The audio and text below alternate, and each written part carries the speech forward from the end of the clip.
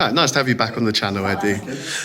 So after a brief pause, obviously with the Queen passing away, the Labour and trade union movement is back now. How important is it to keep momentum? Momentum is important, but at the same time, we've got to have longevity too. And it's a tightrope we've got to walk. So we've got to make sure we don't lose momentum in terms of drawing as many people as we can in to campaigning around the key issues at stake in this cost of living crisis. But at the same time, we've got to keep people in a place where they're ready for the long fight, because this might not be something that's done and dusted in a very short space of time, so we don't want to burn people out. We've got to try and walk that tightrope of maintaining momentum and keeping people in the fight. And how do you bring new people into the fight? Well, through events like this we're doing tonight here in Luton. This is the launch of the Enough is Enough campaign rally here in Luton. We've been around visiting various communities in the town, speaking to people who are working in their own communities in their own way, around the cost of living crisis issues, looking after people that can't afford to eat or are struggling with their bills. And we need to bring all of those people together, because there's lots of people in the country that are doing great work, whether they're faith groups or community-based groups.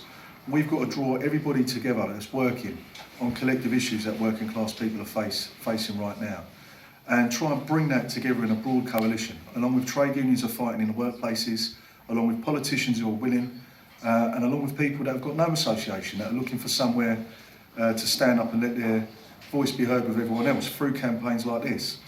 So my view is we've got to bring everybody together, focus everybody at the key issues at hand, and we've got to create a wave of solidarity and a huge amount of pressure on our political class to force them to address the key demands people have at this point in time. And do you think the Enough is Enough campaign and the trade union movement is giving people a new political home?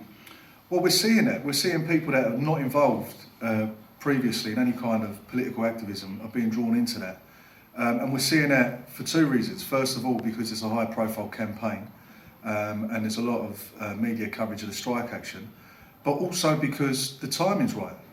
We're seeing people now who've just woken up to the fact that after being clapped for keeping the country going through a health emergency, they're now faced with a cost of living crisis, and the response of the government is to cut taxes for the rich, let the bankers' bonuses go back through the roof, and their policy at this point in time is to keep wages down whilst letting profits and prices rip.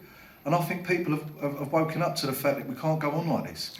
We cannot go on every year seeing people's living standards going backwards when extreme wealth is continuing to go to the top. That's got to change. And I think people know that. So now the next step is getting people from a point where they're angry and they want to do something to doing something. The next step in this is taking action. And what do you make of the agenda of Liz Truss so far as Prime Minister? Well, so far it's pretty clear to me the government's response to the crisis we're in is to double down. It's to protect the super wealthy. It's to criminalise dissent against poverty through trying to criminalise the act of workers bargaining for better pay rates and trying to criminalise protests. And it's traditional class war stuff. They might not call it that, but that's what it is. It's a war on working people waged in the interests of the rich and the corporations. So we have got to get ourselves organised and we've got to fight back.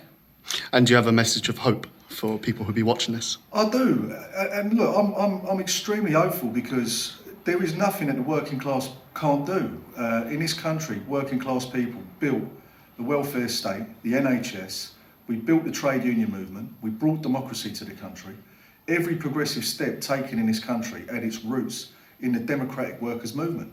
So we really can make a difference, and it's about time we found our true power again, and that's through bringing people together, letting them know that they're not powerless, and when people stand up together they can make anything happen, and I really feel that's happening at the minute. We just got to keep pushing. And should people subscribe to an alternative union? They absolutely should. We all see what the game is in the mainstream press. It's demonise the trade unions and anyone who's standing up on behalf of ordinary people, and eulogise the super wealthy and the rich and anyone who's giving ordinary people a kick in. So yes, subscribe to independent media. It's extremely important. Otherwise, our voices don't get heard. We only hear the narrative of the rich and powerful. Thank you, Ed.